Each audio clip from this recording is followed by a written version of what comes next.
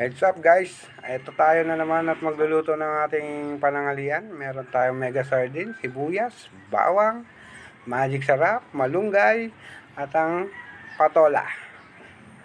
Ang una natin gagawin, magpainit tayo ng mantika sa kawali.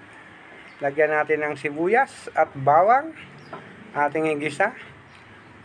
Susunod natin ilagay ang ating sardinas.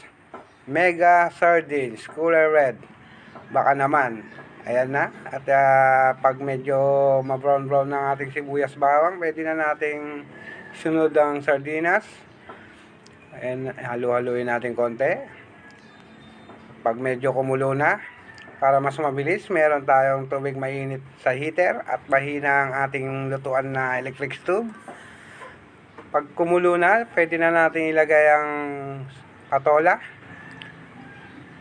Ayan lang, ganyan lang ang ating gagawin. Basic lang ang paggisa ng patola na may malunggay. Sunod natin maglagay tayo ng konting asin. Para at hindi mawawala ang magic sarap ng Maggi. Atin ng isang itaktak. Pag kumulo na ulit, lagay na natin ang ating malunggay. Dahan-dahan lang natin ilagay. At ayan na po ang ating finish product. Lasa.